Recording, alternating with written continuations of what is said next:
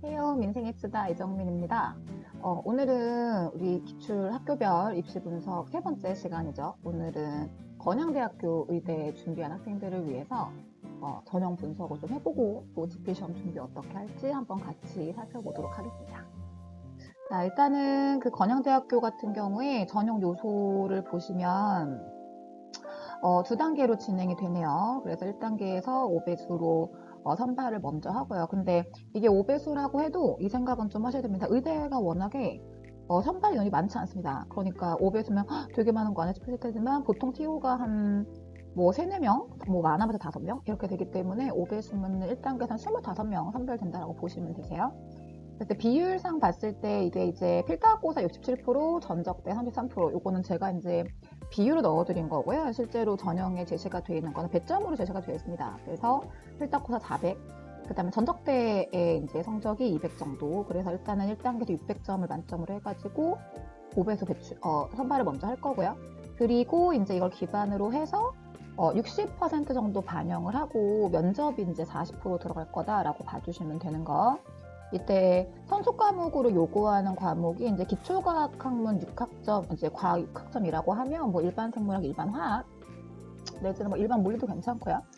되도록이면 화학 생물 쪽으로 이제 일반 과정 수업이 전적대에 있으셔야 될 거고, 이제 면접고사 같은 경우에 여기는 면접고사 성격을 밝혀놨습니다. 그러니까 전공적 학점을 보겠다라고 하는 거는 지식 질문하겠다라는 얘기인 건데, 이제 인성이라거나 뭐 발전 가능성 혹은 상황 면접 하겠다라고 하는 거는 이제 의대인 거니까 의사가 되려고 하는 학생들에게 있어서 필요한 소양들을 조금 살펴보겠다라는 의지로 볼 수 있을 것 같아요.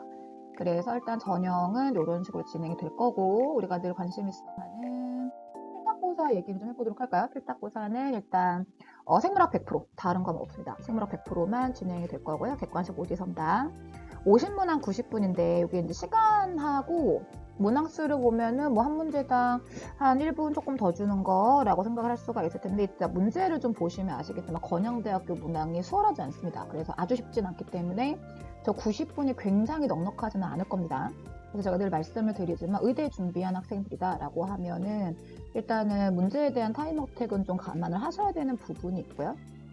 그래서 건양대학교 문제가 아마 한 문제 1분 내로 풀기 쉽지 않으실 겁니다. 그래서 이것도 시간이 좀 부족할 거다라고 예상을 하고 빨리빨리 해결할 수 있는 문항들은 조금 처리할 수 있도록 준비를 하실 필요가 있을 것 같아요. 그래서 출제 범위는 이제 의대답게 좀 넓게 주고 있는 편이죠. 단순히 일반 생물학뿐만은 아니고 분자 생물학이나 세포 생물학은 전공 범위까지 낼 수 있다. 이렇게 이제 전형에서 출제 범위를 적어준다라는 얘기는 해당하는 부분에 대해서는 조금 개념이 어렵게 나올 수도 있다라고 하는 가능성을 좀 열어주실 필요가 있겠고요. 건양대학교 전형의 좀 독특한 점은 토익 반영 비율이 없습니다. 대신에 이게 무슨 얘기인 거냐면 공인형을 안 보겠다는 게 아니고 토익은 반영을 안 해주겠다는 거예요. 그러니까 탭스나 토플 요 점수가 있는 학생들 같은 경우에는 건양대학교를 한번 시도해 보실 필요가 있을 것 같고요. 공인영어 같은 경우에 아무래도 접근성이 제일 높은 시험이 토익인 거고, 저도 학생들 지도할 때 뭐 IBT라거나 예전에 토플 점수가 쉽지 않습니다. 아무래도 학문 쪽이랑 가까운 영어이다 보니까. 그래서 건양대학교는 토익은 아예 그냥 반영 안 한다. 그래서 공인영어 준비할 때 탭스나 토플 점수 가지고 있으신 분들은 건양대학교를 한번 생각해 볼 수 있을 것 같습니다. 자, 문항을 좀 한번 보실게요. 이게 건양대학교 문항이 제가 쉽지 않다라고 말씀드린 이유가, 지금 보통 제가 문항을 나눠드릴 때 단순 지식 문항 있고, 그 다음에 개념 응용 문항 있고, 추론 문항 있으면 언급드리고 이런 편인데, 지금 첫 번째 분류부터 보시면 알겠지만 단순 지식 문항이 없습니다. 예, 전체적으로 단순 지식 문항이 많지 않고요. 지식 문항이 나온다고 하더라도 지금 보시는 것처럼 어느 정도 응용이 좀 된 문항들이 나오기 때문에 대비하는 데 조금 신경을 써야 됩니다. 대표적인 기출문항 하나를 보여드리고 있고요. FADH2 역할이 뭐냐라고 하는 걸 단순 지식으로 물어볼 수도 있는 문제인 거죠. 그런데 이제 이걸 확인하기 위해서 실험을 제시를 했고, 이 실험 내용을 참고로 해서 FADH2에 대한 설명을 묻는다라고 하면은 실험에 대한 분석 능력도 체크하는 문항이 될 수 있을 거고요. 이제 FADH2의 기능에 대한 질문을 하는 문항이라고도 볼 수 있을 겁니다. 사실 FADH2에 대해서 우리가 자세히 다뤘나 싶을 수 있겠지만, 지금 보시는 것처럼 아래쪽에 지금 문제 올라와 있죠. 우리 드릴 문제 쪽에 들어 있었던 FAD 관련된 문항들 또는 우리 기출문제 풀이할 때 언급했었던 FAD 관련 문항들이 문제 풀이할 때 충분히 준비가 된 부분이기 때문에 사실 문제 유형이 조금 독특하긴 합니다만 지식 관점에서 봤을 때 크게 뭐 걱정할 필요는 없는 부분인 거고요. 대신에 이제 우리가 연습할 때는 지식형 문항 위주로 해가지고 정리를 했던 건데 이게 이제 응용이 돼서 실험이랑 접목되기 때문에 이 부분은 조금 훈련을 할 필요가 있다라고 생각해도 됩니다. 이거는 추론 해석 문항이요. 이 문항 같은 경우는 저랑 아마 기출문제 풀이할 때 하시긴 할 텐데 지금 저 표현 자체를 여러분들 이해할 수 있는지 표현만 이해하시면 별로 어려운 건 아니세요. 여기 지금 보시면 H3K27 이게 이제 실질적으로 히스톤 단백질 같은 경우에 뭐 아시겠지만 아세틸화라든지 메틸화라든지 인산화라든지 뭐 이런 방식을 통해 가지고 응축되는 정도로 조절할 수 있다라고 우리 많이 배웠었잖아요. 그 관점으로 본다라고 하는 경우에 지금 H3라고 하는 거는 히스톤 3 단위체가 가지고 있는 K는 아시겠지만 라이신 얘기합니다. 이게 뭐 여담으로 말씀을 드리면 사실 그 라이신이라고 하는 게 H3 꼬리분에 워낙에 많이 들어가 있잖아요. 거기는 라이신인데 번호를 붙인다라고 할 때 아세틸화가 되는 애들이 정해져 있고 메틸화가 되는 애들도 정해져 있습니다.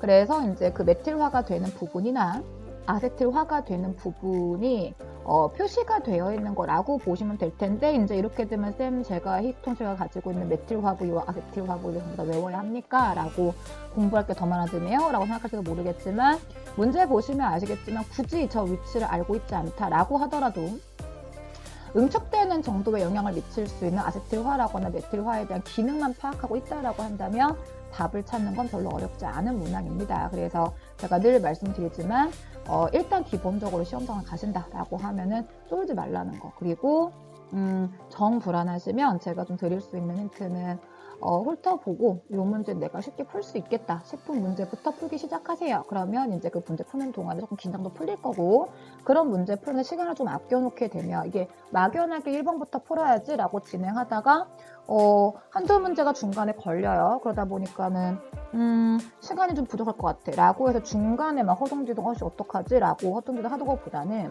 쭉 문제를 한번 훑어보다가 요건 지금 내가 당장 손을 대도 30초 내로 풀 수 있겠다 라고 하는 것들을 먼저 풀고 시작을 하시게 되면 아무래도 시간적인 부담이 좀 줄어들기 때문에 자신감 향상 차원에서 또는 워밍업 차원에서 도움이 될 수 있습니다. 그래서 요거는 약간 팁을 드리는 건데 시험장 가서 문제들이 특히 이제 의대같이 문제 까다로운 경우는 다 가지고 내가 풀 수 있겠다 싶은 문제는 먼저 손을 대시면 좋겠죠. 그래서 사실 우리 문제풀이에서 히스톤 단백질의 가공과 관련된 건 제가 오랜만에 제 수업 영상을 좀 올렸습니다. 수업할 때 우리 정리를 제가 많이 했던 부분인 거잖아요. 그래서 이 부분만 정리가 잘 돼 있다라고 한다면은 아마 크게 어렵지는 않게 풀 수 있는 문항입니다. 그래서 추론 해석 문항도 여러분이 공부한 수준에서 나올 거기 때문에 꼼꼼하게 정리만 잘 하신다라고 하면 크게 어렵지는 않다. 모르셨죠? 그쵸? 사실 여기 지금 들어가 있는 사진은 시험지에 나와 있던 사진은 아니고요. 제가 그 사진을 살 수는 없어서 이제 가장 유사한 패턴에 해당한 사진을 하나 올려놓은 건데요. 패턴을 좀 보실 필요가 있는 겁니다. 이건 사실 의학계에서 아주 자주 나오는 유형인 건데요. 지금 이런 식으로 문제에서 환자의 나이를 주고 성별을 주고 또 나오는 증상을 주고 이런 식으로 질병적으로 접근을 하는 임상적용 문항들이 특히 이제 의학 계열 쪽에서 많이 나오는 편이죠. 그래서 지금 보시는 것처럼 여기는 사진을 첨부해놨습니다만 여기에서 이제 관찰하실 부분은 이제 지나치게 상체 쪽에 지방 분포가 많이 되어 있다라고 하는 거 이제 이런 질병의 대표적인 쿠싱 증후군 현상이라고 볼 수가 있는 건데 이제 이걸 보고 쿠싱 증후군인지 파악을 하시는 게 중요하죠. 쿠싱 증후군이야라고 하는 게 이제 증상적인 특징을 얘기할 때 사지 부분 쪽으로는 지방이 별로 안 생길 거고 대신에 얼굴이나 몸통 쪽으로 지방이 생기다 보니까 소위 얘기하는 이제 복부 지방이라고 하는 게 언뜻 봤을 때 보일 수 있는 그런데 이게 단순히 그냥 식이 습관의 문제라고 할 수는 없겠고 호르몬 변화에 따라 발생하는 질병이다 보니 우리 수업 중에 다뤘던 거지만 문제에서도 지금 그걸 물어보고 있는 거죠. 어떤 기관과 연관된 호르몬 문제가 되겠느냐라고 했을 때 이게 쿠싱 증후군이야 라고 하는 것만 잡아낼 수 있다라고 하면 별로 어려운 문항은 아니신 겁니다. 그래서 지금 제가 우리가 풀었던 거 요거는 사실 쿠싱 증후군 얘기는 아닌 건데 유형을 보시게 되면 어떤 환자가 있었고 이 환자에서 뭐 약을 투여했는데 거기에 부작용에 의해 가지고 이런 일이 발생을 했다. 뭐 이런 식으로 문제가 나온다. 임상적용 문제인 거잖아요. 우리 연습으로 풀어보는 문항 중에서 이런 문항 많이 있을 거기 때문에 꼼꼼하게 풀이해 보신다라고 하면 크게 어렵지 않게 접근할 수 있는 문항들입니다. 그래서 건양대학교 같은 경우에 50문항 정도 출제가 되지만 여기서 단순 지식 문항의 비중 거의 적다라고 보셔야 될 것 같고요. 지금 말씀드린 자료 해석 문제라거나 개념 응용 문제 내지는 임상 적용 문항이 출제가 되기 때문에 건양대 의대 또는 의대를 준비하신다라고 하는 경우는 문항 배치가 보통 이런 식이에요. 그래서 단순 지식 개념에서 멈추지 마시고 우리 이제 문제풀이 연습할 때 많이 했던 것처럼 비교 대조 해본다라거나 뭐 특정한 기준에 따라 정리를 좀 해본다라거나 임상 적용 문제는 제가 아마 드리는 문제를 통해 충분히 연습하실 수 있을 겁니다. 교재에 있는 문제가 아니라고 한다면 추가적으로 제공하는 문제를 통해 확인할 수 있는 부분들도 있을 거고요. 그래서 충분한 연습을 통해서 대비가 될 수 있는 부분인 거니까 의대라고 해서 너무 걱정하지 마시고요. 충분히 대비될 수 있는 부분이기 때문에 하던 패턴대로 그대로 준비하면 된다라고 보시면 될 것 같습니다.